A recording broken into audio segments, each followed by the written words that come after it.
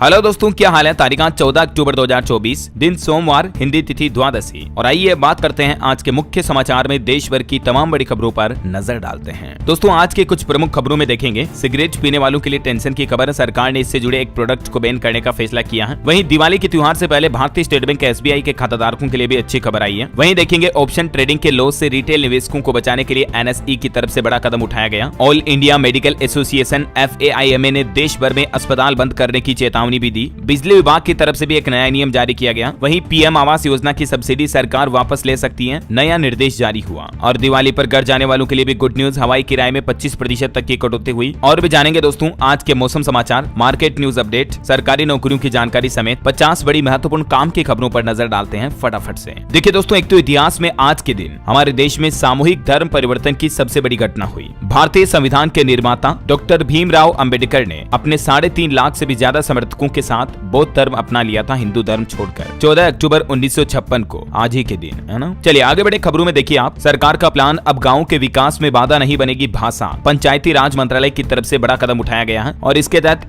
Gram Swaraj portal में कई बड़े बदलाव किए गए हैं। मतलब इसमें कई और नई भाषाओं को जोड़ा गया है। अब ये पोर्टल न सिर्फ केवल हिंदी और अंग्रेजी में बल्कि 22 स्थानीय भाषाओं में उपलब्ध होगा, जिससे कि देश के अलग अलग क्षेत्रों की भाषाओं के लोग सरकार के इस पोर्टल का इस्तेमाल कर पाएंगे। विकास योजना के लिए बनाया गया ये ऑनलाइन ग्राम स्वराज पोर्टल। सरकार इस पोर्टल के माध्यम से विकास कार्यक्रमों को आगे बढ़ाना चाहती है और इसलिए सरकार ने इस पोर्टल को अब हिंदी अंग्रेजी के अलावा भी पंजाबी, तमिल, तेलुगु, गुजराती, ओडिया, कन्नड़, मलयालम, बांग्ला, मराठी वगैरह में भी इन सभी भाषाओं में लॉन्च कर दिया है। इस पोर्टल के माध्यम से आप भी आपके राज्य जिले में होने वाली विकास योजनाओं के बारे में जानकारी ले सकते हैं, है ना। चलिए अगला अपडेट देखिए। वर्ल्ड ट्रेड एक्सपो के 5वें संस्करण में हिस्सा लेंगे 30 से ज्यादा देश। $117 अरब के निर्यात यानी कि एक्सपोर्ट के अवसर खुलेंगे। देश की आर्थिक राजधानी मुंबई में 17 से 18 अक्टूबर तक ये वर्ल्ड ट्रेड एक्सपो के 5वें संस्करण का आयोजन होने जा रहा और इसमें दुनिया के 30 से ज्यादा देश हिस्सा लेंगे। भारत के कपड़ा, फार्मा, केमिकल, ऑटोमोबाइल और कंपोनेंट एवं मशीनरी जैसे क्षेत्रों में निर्यात यानी एक्सपोर्ट की प्रबल संभावनाएं बनेगी इस इवेंट से, है ना। चलिए अगली खबर देखिए। अभी एक दिन पहले आपको पता होगा मुंबई में बाबा सिद्दीकी की जान ले ली गई। तो खबर है कि इस केस से जुड़े तीसरे आरोपी की गिरफ्तारी भी हो चुकी है। सिद्दीकी को स्टेट ऑनर के साथ दफनाया गया, उन्हें राजकीय सम्मान के साथ विदाई दी गई। नमाज के दौरान रोते दिखे बेटे जीशान, सलमान खान समेत कई बॉलीवुड सेलिब्रिटीज ने भी उनके अंतिम दर्शन किए। इस कांड से जुड़े 2 आरोपियों को पुलिस ने कोर्ट में भी पेश किया और 14 दिन की रिमांड भी मांगी। और मुंबई की एक अदालत ने 2 शूटरों को 21 अक्टूबर तक पुलिस हिरासत में भी भेज दिया है। वैसे मीडिया रिपोर्ट्स के मुताबिक इस कांड से जुड़े टोटल 6 आरोपियों की पहचान हो चुकी है, जिनमें अब तक 3 गिरफ्तार हुए, 25 टीमें जांच में जुटी हुई हैं। और आपको पता होगा इस घटना को अंजाम देने की जिम्मेदारी बिश्नोई गैंग ने ली है। सोशल मीडिया पर लिखा कि सलमान खान, हम ये जंग नहीं चाहते थे, लेकिन मीडिया रिपोर्ट्स के मुताबिक सलमान खान के साथ सिद्दीकी के रिश्तों के चलते ये घटना को अंजाम दिया गया। बाकी जांच चल रही है, अभी देखते हैं आगे क्या अपडेट आता है। फिलहाल देखिए आप अगली खबर। PM आवास योजना की सब्सिडी वापस भी ले सकती है सरकार। कुछ नए नियम, दिशा निर्देश जारी किए गए हैं। अगर आपने भी प्रधानमंत्री आवास योजना के तहत लोन की सब्सिडी का फायदा लिया है तो आपको ये अपडेट जरूर देखना चाहिए। इन 3 स्थितियों में आपकी लोन की सब्सिडी सरकार वापस ले सकती है। पहली स्थिति, अगर कर्ज लेने वाला यानी कि होम लोन लेने वाला बैंक को लोन की किस्तें देने में चूक करता है और लोन NPA बन जाता है। दूसरी स्थिति, जब संबंधित व्यक्ति को क्रेडिट सब्सिडी दी जा चुकी हो लेकिन कुछ कारणों से मकान का निर्माण रुक गया हो, ऐसे में भी सब्सिडी की रकम सरकार को लौटानी होगी।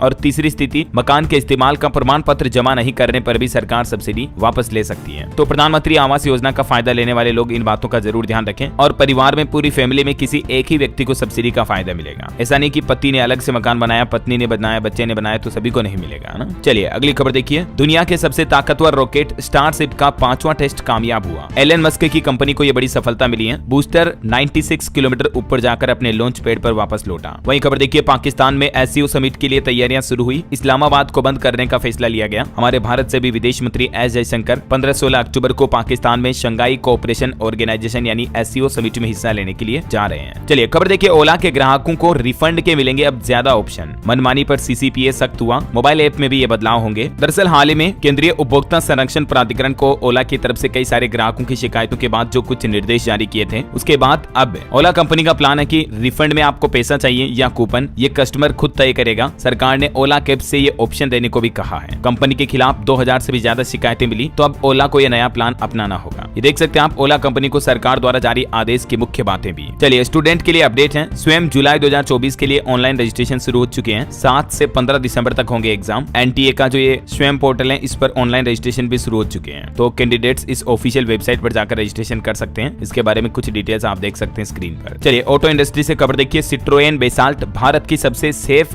कूपे एसयूवी कार घोषित कर दी गई है। भारत एनकेप क्रैश टेस्ट में 4 स्टार सेफ्टी रेटिंग मिली। बच्चों की सुरक्षा के लिए भी 35.90 पॉइंट मिले। वहीं खबर है दोस्तों, Toyota Hyryder festival limited edition भी लॉन्च किया कंपनी ने। हाइब्रिड इलेक्ट्रिक एसयूवी के साथ 50,817 रुपए की एसेसरीज फ्री मिल रही है अभी त्योहारी सीजन के ऑफर में, और कंपनी ने इसकी शुरुआती कीमत 14.5 लाख रुपए तय की है। चलिए अगली खबर देखिए आप, दीपावली कब मनाई जाएगी, इस मुद्दे पर भी कल मंगलवार को फैसला होगा। केंद्रीय संस्कृत विश्वविद्यालय में धर्म सभा में देश भर से विद्वान लोग जुटेंगे, क्योंकि इस बात को लेकर इस बार कंफ्यूजन बना हुआ कि दिवाली 31 अक्टूबर को रहेगी या 1 नवंबर को रहेगी, है ना। तो इस सवाल का जवाब मिल जाएगा आपको जल्दी। राजस्थान जयपुर में भी मंगलवार को यह धर्म सभा का आयोजन होगा। बाकी अभी तो प्लान है कि राजस्थान में इस बार दिवाली 2 दिन मनाई जाएगी। 11 जिलों में तो 31 तारीख को, 31 अक्टूबर को मतलब, और 16 जिलों में 1 नवंबर को सहमति बन रही है। और भी बाकी देश के अलग अलग राज्यों में इस तारीख को लेकर अलग अलग सहमति बनी हुई है धर्म पंडित विद्वानों की। तो देखते हैं आज मतलब कल फाइनल क्या फैसला लिया जाता है। जो भी अपडेट आएगा मैं आपको बता दूंगा। और वही खबर है दोस्तों, कलकत्ता ट्रेनी डॉक्टर मामले केस के चलते आज बंद रहेंगे सभी अस्पताल। FAIMA की तरफ से पत्र जारी करके ये ऐलान किया गया। FAIMA का मतलब है federation of all India medical association की तरफ से। फिलहाल तो ये आज और कल सिर्फ पश्चिम बंगाल में सभी सरकारी और प्राइवेट अस्पताल बंद रखने का फैसला किया है, लेकिन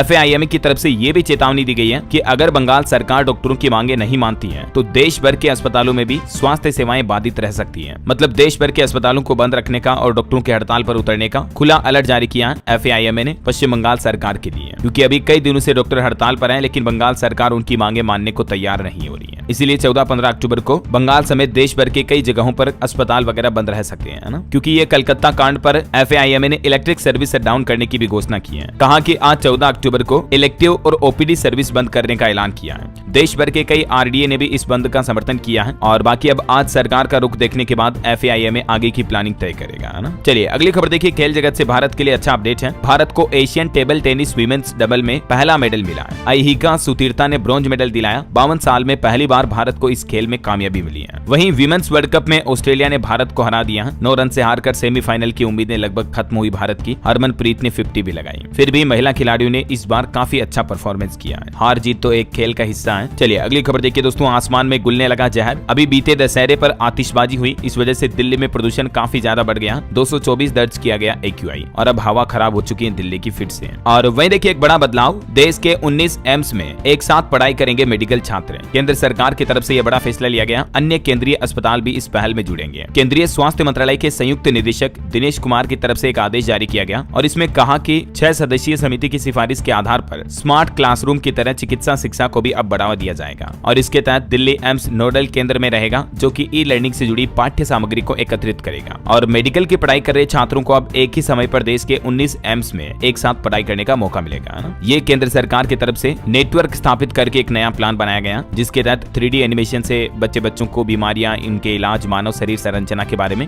जानकारी मिलेगी। तो ये मेडिकल की पढ़ाई कर रहे स्टूडेंट के लिए बहुत ही अच्छी पहल है सरकार की। देख सकते हैं आप इस बारे में जानकारी भी। चलिए अगली खबर देखिए, अगले महीने 26 नवंबर को भारतीय संविधान की 75वीं वर्षगांठ प्रत्येक गांव में एक राष्ट्रव्यापी संविधान गौरव अभियान के साथ मनाई जाएगी। किरण रिजिजू की तरफ से ये बड़ी घोषणा की गई है आने वाली भारतीय संविधान की 75वीं वर्षगांठ को मनाने के लिए। और वहीं गृह मंत्रालय की एक पहल देखिए, 24 अक्टूबर को संयुक्त राष्ट्र दिवस के मौके पर सभी महत्वपूर्ण भवनों के ऊपर राष्ट्रीय ध्वज के साथ संयुक्त राष्ट्र का ध्वज लगाने का भी आग्रह किया है। गृह मंत्रालय ने इस संबंध में सभी राज्यों और केंद्र शासित प्रदेशों को निर्देश भी जारी किया है। चलिए खबर है, केंद्रीय विज्ञान तथा प्रौद्योगिकी राज्य मंत्री जितेंद्र सिंह ने नई दिल्ली में जम्मू कश्मीर के विद्यार्थियों के साथ बातचीत भी की। और वहीं खबर है कि पीएम मोदी 15 अक्टूबर को कर सकते हैं ITU की दूरसंचार मानक बैठक भी, और इस दौरान भारत मोबाइल कांग्रेस का उद्घाटन भी करेंगे। वही देखिए, अल्जीरिया, मोरिटानिया और मलावी की यात्रा पर रवाना हुई हमारे देश की राष्ट्रपति द्रौपदी मुर्मू। लगभग एक सप्ताह तक वो 3 अफ्रीकी देशों की यात्रा करेगी। अच्छा, सरकार का एक और नया प्लान देखिए दोस्तों, मानसून में अब बर्बाद नहीं होगा पानी। सरकार 10 लाख साइट्स वाला एक नया प्लान बना रही है। अगले साल जो मानसून सीजन आएगा ना, उससे पहले ही देश भर में 1 लाख वर्षा जल संचयन साइट्स बनाने का फैसला किया सरकार ने। मतलब जिससे कि पानी को संचित किया जा सके, ताकि बारिश का पानी बहकर ना जाए। इसके तहत बांध, डैम वगैरह बनाए जाएंगे, कुएं, झील, तालाब, ये चीजें बनाएगी सरकार। ये देख सकते हैं आप सरकार का क्या है प्लान, इस बारे में ज्यादा जानकारी भी। और वही खबर है दोस्तों, पीएम मोदी ने प्रधानमंत्री गति शक्ति राष्ट्रीय मास्टर प्लान के भी 3 साल पूरे होने पर इसकी सराहना करते हुए बधाई दी। ये प्रधानमंत्री गति शक्ति के शुभारंभ की 3री वर्षगांठ पर नई दिल्ली के भारत मंडपम में पहुंचे पीएम नरेंद्र मोदी। और इस दौरान पीएम ने कहा कि इस पहल का उद्देश्य भारत के बुनियादी ढांचे में क्रांति लाना है। चलिए अगली बड़ी खबर देखिए, WHO की तरफ से एक सलाह जारी की गई कि जरूरी टीके लगवाएं, अनावश्यक एंटीबायोटिक से परहेज करें। इससे असमय होने वाली मौतों को टाला जा सकता है। विश्व स्वास्थ्य संगठन की तरफ से इस संबंध में ये नई रिपोर्ट भी जारी की गई है। वहीं भारत के रूरल एरिया यानी ग्रामीण इलाकों को लेकर एक अच्छी रिपोर्ट आ रही है कि तेजी से विकास कर रहा ग्रामीण भारत। पिछले 5 सालों में औसत आय ग्रामीण इलाकों में 58% तक बढ़ी है और खाद्य व्यय घटकर 47% हुआ है। सरकार द्वारा आधिकारिक यानी ऑफिशियली आंकड़े जारी किए गए, स्पेशली इंडिया के रूरल इलाकों से जुड़े। हालांकि अभी भी गाँव में काफी सुख सुविधाओं को बेहतर करने की जरूरत है, जो कि शहरी लोगों को ही मिल पाती है, तो इस पर सरकार को जरूर ध्यान देना चाहिए। सही है कि नहीं दोस्तों, ये बताओ आप मेरी बात से सहमत हो या नहीं, कमेंट करके लिखो, देखे मुझे यस डीएलएस भाई। और बाकी फिलहाल देखिए अगला अपडेट। दिवाली से पहले भारतीय स्टेट बैंक एसबीआई ने छोटे बिजनेस यानी छोटे व्यापारियों को बड़ा तोहफा दिया, इंस्टेंट लोन की सीमा को बढ़ाने का फैसला किया है। भारतीय स्टेट बैंक एसबीआई एमएसएमई क्षेत्र को आसानी से लोन उपलब्ध कराने की दी है। अब तत्काल ऋण योजना यानी कि जो इंस्टेंट लोन स्कीम है, उसके तहत कर्ज सीमा को मौजूदा 5 करोड़ रुपए से बढ़ाने की योजना बना रहा है। इस योजना के तहत 15 मिनट के अंदर आपको लोन मिल जाता है। अभी इसकी लिमिट 5 करोड़ है, उसको और ज्यादा बढ़ाने का प्लान किया जा रहा है एसबीआई द्वारा। बहरहाल अभी तो कुछ और महत्वपूर्ण और काम की खबरें देखेंगे दोस्तों, लेकिन फिलहाल वक्त तो चला है आज के ताजा मौसम समाचार जानने का। और हाँ, आपको एक बात याद दिला दूं, अगर आप डीएलएस न्यूज चैनल पर पहली बार आए हैं और चैनल को अभी तक भी सब्सक्राइब नहीं किया ना दोस्तों, तो जुड़ जाइए आप अपने डीएलएस भाई के साथ। नीचे एक ब्लैक कलर का बटन दिख रहा होगा आपको, उसको दबाकर सब्सक्राइब कर लीजिए और बेल आइकन जो घंटी का बटन बन के आएगा उसको भी दबा देना, ताकि आपको रोजाना की ताजा खबरें, मुख्य समाचार, सरकार के नए नियम, अपडेट सबसे पहले आपके मोबाइल पर मिलते रहेंगे। ठीक है ना। चलिए अभी अपन बात कर रहे थे मौसम की, तो देखिए उत्तर प्रदेश, मध्य प्रदेश समेत कई राज्यों में आज भी बारिश का अनुमान है। तमिलनाडु और महाराष्ट्र में तो सरकार ने येलो अलर्ट भी जारी किया है। मौसम विभाग का कहना है कि बंगाल की खाड़ी में बने कम दबाव के क्षेत्र का प्रभाव कई राज्यों में देखने को मिल रहा है और इसी के चलते इन अधिकतर राज्यों में गरज चमक के साथ बारिश का सिलसिला बना हुआ है। अगले 4 दिनों तक तमिलनाडु, पुडुचेरी, कराईकल, केरल और तटीय आंध्र प्रदेश में भी तेज बारिश की चेतावनी है। और भी स्काईमेट वेदर की रिपोर्ट के मुताबिक अगले 24 घंटों के दौरान किन किन राज्यों में संभावित मौसम की गतिविधियां रह सकती हैं, देख सकते हैं आप जानकारी। चलिए मौसम के बाद मार्केट की बात करें दोस्तों, तो देखिए शेयर बाजार में इस सप्ताह तेजी का अनुमान है। हुंडई का भी आईपीओ आ रहा, रिटेल थोक महंगाई से लेकर एफआईआई डीआईआई फ्लो तक कई सारे फैक्टर्स बाजार की चाल तय करेंगे।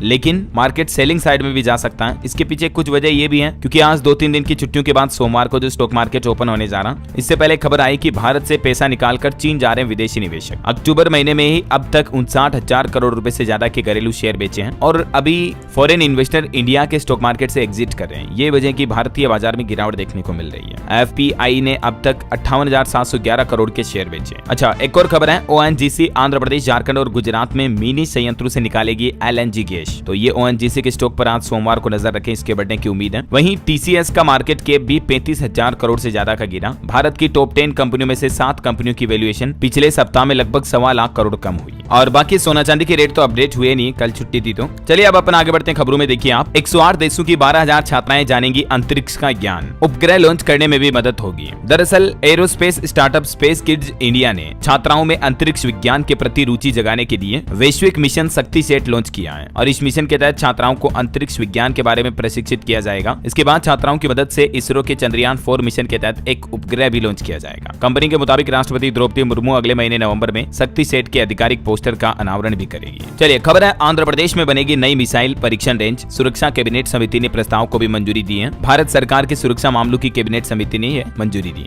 और वहीं देखिए दीपावली पर घर जाने वालों के लिए भी अच्छी खबर है, हवाई सफर 25% तक सस्ता हुआ है। एक रिपोर्ट के मुताबिक पिछले साल की तुलना में इस बार औसत किराए में 20 से 25% तक कटौती हुई है। एयरलाइंस कंपनियों की तरफ से ये एयर टिकट में किराए में कटौती की गई। मुख्य रूप से किन किन रूट्स पर ये किराए में कटौती हुई, जिसकी जानकारी भी आप देख सकते हैं। चलिए खबर है दोस्तों, ऑप्शन ट्रेडिंग के लॉस से रिटेल निवेशकों को बचाने के लिए एनएसई की तरफ से ये बड़ा कदम उठाया गया है और ये बदलाव नए नियम 13, 18 और 19 नवंबर से लागू होंगे, जिसके बाद अब bank Nifty, Nifty mid cap और निफ्टी फाइनेंशियल सर्विसेज यानी कि फिन निफ्टी के वीकली डेरिवेटिव्स कॉन्ट्रैक्ट बंद कर दिए जाएंगे। वीकली एक्सपायरी बंद हो जाएगी। हाल ही में सेबी की तरफ से इस संबंध में दिशा निर्देश भी जारी किया था, मैंने आपको बताया था अपडेट। और वहीं भूकंप पर खबर देखिए, असम में 4.2 तीव्रता का भूकंप आया। उदलगुरी जिले में जमीन से 15 किलोमीटर नीचे केंद्र था। गनीमत रही कि जानमाल का नुकसान नहीं हुआ। चलिए बड़ी खबर है, सिगरेट पीने वालों की टेंशन बढ़ सकती है क्योंकि सरकार ने सिगरेट से जुड़े इस प्रोडक्ट को बैन करने का फैसला किया है। दरअसल भारत सरकार ने 20 रुपए से कम कीमत वाले सिगरेट लाइटर के आयात पर तो पहले से ही प्रतिबंध लगा दिया है, लेकिन अब सरकार का कहना है कि पॉकेट लाइटर के पुर्जों पर भी आयात प्रतिबंध तत्काल प्रभाव से लागू किया जाए, यानी अब आपको लाइटर मेड इन इंडिया ही मिलेंगे। सरकार ने घटिया सामानों के आयात को रोक लगाने के लिए गुणवत्ता मानक जारी किए हैं और अब सिगरेट लाइटर के जो कल पुर्जे हैं वो भी बैन कर दिए गए। चलिए खबर है, सरकारी मामलों पर अब राज्यपाल से मिलने के लिए अफसरों को मुख्यमंत्री की मंजूरी लेना जरूरी होगा। केरल सरकार के राजभवन की तरफ से ये नया आदेश जारी किया गया है। वहीं खबर है दोस्तों, उड़ीसा के पुरी जगन्नाथ मंदिर के महाप्रसाद को भक्तों के लिए निःशुल्क बनाने की योजना कर रही है सरकार और इससे सालाना 15 करोड़ रुपए सरकार वहन करेगी। वहीं एनसीएससी की तरफ से एक रिपोर्ट जारी की गई। देखिए बीते 4 साल में अनुसूचित जाति आयोग में दर्ज हुई 47,000 शिकायतें, जिसमें जातीय शोषण और जमीन विवाद के मुख्य मुद्दे रहे। एनसीएससी यानी राष्ट्रीय अनुसूचित जाति आयोग की तरफ से ये आंकड़े जारी किए गए। चलिए खबर है, पंजाब हरियाणा में पराली जलाने से रोकने के लिए केंद्र सरकार की तरफ से 26 टीमें तैनात की गई और सख्त कार्रवाई करने के आदेश भी जारी किए। वहीं देखिए हिमाचल प्रदेश में भी दौड़ेगी इलेक्ट्रिक बसें। मुख्यमंत्री सुखविंदर सिंह सुक्खू ने एचआरटीसी के लिए कई बड़े वादे करते हुए कहा कि बस खरीदने के लिए निगम की भी मदद करेंगे। और वहीं देखिए उत्तर प्रदेश के मुख्यमंत्री योगी आदित्यनाथ अपनी बीमार माताश्री से मिलने के लिए उत्तराखंड के अस्पताल पहुंचे, जहां वो भर्ती है अभी। वहीं देखिए दोस्तों यूपी में बाढ़ प्रभावित इलाकों के किसानों के लिए भी राहत भरी खबर आई। सरकार ने 164 करोड़ रुपए का मुआवजा भी जारी किया। और यूपी सरकार का एक और प्लान देखिए, अब कुशीनगर के सभी मंदिरों के पुजारियों को मिलेगा मानदेय। इस प्रस्ताव पर मुहर लगी। 1500 रुपए हर महीने मानदेय के रूप में दिए जाएंगे। नोएडा वासियों के लिए भी खुशखबरी है। गौर ग्रुप में कॉमर्शियल प्रोजेक्ट के लिए करेगा 4000 करोड़ का निवेश। रियल एस्टेट कंपनी गौर ग्रुप जो है नोएडा में ये इन्वेस्टमेंट करने जा रही है। और वहीं दोस्तों उत्तर प्रदेश में महाकुंभ 2025 को लेकर भी प्लान है। 6000 करोड़ के 500 प्रोजेक्ट्स, दिव्य और भव्य होगा बड़ाही महाकुंभ। पीएम मोदी भी तैयारियों का जायजा लेंगे। महाकुंभ 2025 में नेत्र कुंभ की स्थापना भी की जाएगी और इसके लिए भी 9.25 करोड़ का बजट जारी किया सीएम योगी ने। वहीं प्रयागराज महाकुंभ में 71 दलित संत भी महामंडलेश्वर बनेंगे। हिंदुओं को बौद्ध ईसाई बनने से रोकेंगे ये। मंदिर मठ की जिम्मेदारी भी मिलेगी। अच्छा वहीं उत्तर प्रदेश में देखिए दोस्तों बिजली विभाग की तरफ से भी एक नया नियम जारी किया गया। अब मोबाइल पर गई हुई ओटीपी बताने के बाद ही वापस होगा शटडाउन। विद्युत विभाग ने बिजली हादसों को रोकने के लिए अच्छा और नया कदम उठाया है। अब लाइनमैन बिजली के पोल पर चढ़ने से पहले ओटीपी प्राप्त करेंगे और जब काम कंप्लीट हो जाएगा तो लाइनमैन नीचे उतरेगा, ओटीपी बताएगा, उसके बाद ही बिजली आपूर्ति वापस चालू की जाएगी। क्योंकि कई बार ऐसी घटनाएं हो जाती है ना कि लाइनमैन बिजली के पोल के ऊपर होता है और अचानक बिजली चालू कर दी जाती है, जान चली जाती है। तो ऐसे हादसों पर रोक लगाने के लिए उत्तर प्रदेश सरकार की तरफ से ये बहुत ही अच्छी पहल शुरू की जा रही है। ओटीपी वेरिफिकेशन के बाद ही वापस इलेक्ट्रिसिटी चालू की जाएगी, है ना। और वहीं दोस्तों प्रदेश में बिजली उपभोक्ताओं के लिए भी एक अपडेट है। शिकायतों का निस्तारण न होने पर मुआवजे का भी दावा कर सकेंगे उपभोक्ता। बिजली कंपनियां ये भी प्लान बना रही है। बिजली विभाग के टोल फ्री नंबर 1912 पर उपभोक्ताओं द्वारा की जाने वाली जो शिकायतें हैं उनका अगर बिजली विभाग निस्तारण नहीं करता है तो फिर बिजली उपभोक्ताओं को मुआवजा भी लेने का अधिकार होगा, है ना। वहीं देखिए यूपी लखनऊ में डेंगू, मलेरिया और चिकनगुनिया का कहर बढ़ने लगा। अब तक कुल 1589 मामले सामने आए। खबर है यूपी काशी में बनेगा देश का पहला हिंदी साहित्य का भाषा संग्रहालय भी। डीपीआर भी फाइनल हो चुका है। चलिए अगला अपडेट देखिए, बिहार सरकार का प्लान। हर साल 2 बार होगा सरकारी शिक्षकों का प्रशिक्षण। 5 लाख से भी ज्यादा शिक्षक लाभान्वित होंगे। बिहार के नीतीश सरकार की तरफ से यह नया प्लान बनाया गया। वहीं खबर देखिए, दिल्ली में सोनम वांगचुक और उनके समर्थकों को दिल्ली पुलिस ने फिर से हिरासत में लिया। उसके बाद सोनम वांगचुक बोले बीएनएस की धारा 163 लोकतंत्र पर धब्बा है, अदालतों को ध्यान देना चाहिए, ये बिना परमिशन पब्लिक मीटिंग रोकती है। चलिए खबर है, रेल कर्मचारियों के लिए बड़ी राहत की खबर देखिए। अब देश के किसी भी स्टेशन पर ऑनलाइन चिकित्सा सुविधा मिल पाएगी। बस रेल कर्मियों को एक मोबाइल ऐप इंस्टॉल करना होगा और उस पर पंजीकरण के बाद रेल कर्मचारियों की एक आईडी बनकर तैयार हो जाएगी, जिससे वो देश के किसी भी स्टेशन पर अपना इलाज करवा सकेंगे। भारतीय रेलवे की तरफ से अपने कर्मचारियों के लिए ये नई पहल शुरू की गई है ना। चलिए खबर है, दिल्ली के मुख्यमंत्री अरविंद केजरीवाल बोले कि जम्मू कश्मीर की हालत भी दिल्ली जैसी हो गई है। यहाँ भी सीएम से ज्यादा एलजी को पावर है। उमर को सरकार चलाने में दिक्कत आए तो मदद करूंगा मैं। वैसे जम्मू कश्मीर में सरकार ने राष्ट्रपति शासन हटा दिया है। अब अमर अब्दुल्ला की सरकार बनने का रास्ता साफ हो चुका है। केंद्र सरकार की तरफ से जम्मू कश्मीर में लगे राष्ट्रपति शासन को हटा दिया है। अच्छा निवेशकों के लिए खबर देखिए, अब आईपीओ में एक सीमा से ज्यादा बोली नहीं लगा पाएंगे निवेशक। सेबी जल्द ही इस नियम में भी बदलाव कर रहा है। खबर है, मिल मालिकों और आड़तियों के मुद्दों को लेकर आज केंद्रीय मंत्री से मिलेंगे पंजाब के मुख्यमंत्री भगवंत मान। और अब किसानों की धान खरीदी में भी तेजी आएगी, क्योंकि किसान भाई लोग लगातार पंजाब सरकार का इस मुद्दे को लेकर विरोध भी कर रहे हैं। वहीं रेलवे से एक और अपडेट आ रहा, दिवाली छठ से पहले रेलवे का बड़ा तोहफा। 800 की बजाय अब सिर्फ 125 रुपए लगेगा किराया। 7 घंटे में 350 किलोमीटर तक का सफर तय होगा। त्योहारी सीजन में इन ट्रेनों के कुछ रूट पर रेलवे की तरफ से किराए में कटौती की गई है। वहीं देखिए बड़ी कार्रवाई, गुजरात में पकड़ी गई 5000 करोड़ की कोकीन। अब तक 13000 करोड़ से भी ज्यादा के मादक पदार्थ जब्त हुए हैं। चलिए खबर है, यूपी, काशी और बिहार के छात्र व शिक्षक एक साथ कर सकेंगे रिसर्च। विद्यापीठ अंबेडकर विश्वविद्यालय में एक एमओयू भी साइन हुआ। वहीं देखिए बड़ी खबर, केंद्र सरकार का इंतजार नहीं करेंगे। बिहार और आंध्र प्रदेश के बाद अब एक और राज्य में जातीय जनगणना के लिए आदेश जारी हुआ। और ये आदेश दोस्तों तेलंगाना सरकार की तरफ से जारी किया गया है। यानी आंध्र प्रदेश, बिहार के बाद जाति आधारित सर्वेक्षण करवाने वाला तेलंगाना देश का तीसरा राज्य बन चुका है, जिसमें जातिगत जनगणना करवाई जाएगी, मतलब है ना। अच्छा, झारखंड के मुख्यमंत्री हेमंत सोरेन की भी एक बड़ी घोषणा देखिए, हर झारखंडी का होगा अपना पक्का आवास। झारखंड सरकार मुख्यमंत्री आवास योजना को बढ़ावा देने के लिए नई पहल की घोषणा की है। वहीं छत्तीसगढ़ में नक्सलियों पर खबर आ रही दोस्तों के नक्सलियों ने खुद कबूला 31 नहीं बल्कि हमारे 35 साथी मारे गए। उन्होंने कहा कि 4 साथियों का अंतिम संस्कार हमने किया। वहीं खबर है, यूपी नोएडा में सेफ सिटी प्रोजेक्ट के लिए RFP जारी जारी होगी। 561 लोकेशन पर लगाए जाएंगे 2100 सीसीटीवी कैमरे। 212 करोड़ रुपए इस पर खर्च होंगे और एक अलग से कंट्रोल रूम भी बनाया जाएगा। वहीं पंजाब चंडीगढ़ में गैर मान्यता प्राप्त स्कूलों पर होगी कार्यवाही। यूटी प्रशासन को नगर निगम भेजेगा रिपोर्ट। सरकारी स्कूलों में 15,000 छात्रों को समायोजित करने की तैयारी भी चल रही है। चलिए कुछ एजुकेशनल खबरें देखते हैं दोस्तों। यूपीएससी ईपीएफओ 2024 का इंटरव्यू शेड्यूल जारी हो चुका है। वहीं यूपी पीसीएस की प्री परीक्षा यानी प्रीलिम्स एग्जाम एक बार फिर से टला, अब दिसंबर में होने की उम्मीद है। हरियाणा में 9वीं से 12वीं तक के विद्यार्थियों की एनरोलमेंट तारीख 16 अक्टूबर तक बढ़ाई गई। चलिए कुछ अंतर्राष्ट्रीय न्यूज देखिए फटाफट से। अब ईरान ने अमेरिका को दी खुली धमकी, कहा इजराइल से दूर रहें, हम किसी भी सीमा तक जा सकते हैं। ईरान इजराइल के बीच तनाव और ज्यादा गहराता जा रहा है। इस बीच अब अमेरिका ईरान के निशाने पर आ चुका है। वहीं खबर है कि संयुक्त राष्ट्र में इजराइल के खिलाफ खड़ा हुआ भारत, सैनिकों को लेबनान भी भेजा गया। और इधर यूएन बेस में भी घुसे इजरायली टैंक, मेन गेट तोड़ा, बेस के पास फायरिंग भी हुई। धुएं से 15 पीस कीपर्स की आंखों में जलन की भी खबर है। वहीं खबर देखिए जर्मनी में सेकेंड वर्ल्ड वॉर का एक बम मिला, 5000 लोगों को सुरक्षित निकाला गया। डिफ्यूज करने में आधा घंटा लग गया। कहीं न कहीं लगता है दोस्तों की ईरान इजराइल की जंग भी वापस सेकेंड वर्ल्ड वॉर की तरह तीसरा विश्व युद्ध का रूप ना ले ले। ये वाकई में बड़ी चिंता की बात है। और चलिए अंत में अपन आज के राशिफल पर नजर डालें तो देखिए मेष राशि वालों का रुका हुआ इनकम सोर्स शुरू होगा। तुला राशि वालों की नौकरी में पदोन्नति या सैलरी बढ़ने के भी योग है। मिथुन राशि के लोग अपनी जिम्मेदारियां ठीक से निभाएं। तुला राशि के लोगों को नए अवसर भी मिल सकते हैं। और भी 4 राशियों के लिए तो ये अक्टूबर का तीसरा सप्ताह बहुत ही अच्छा रहेगा।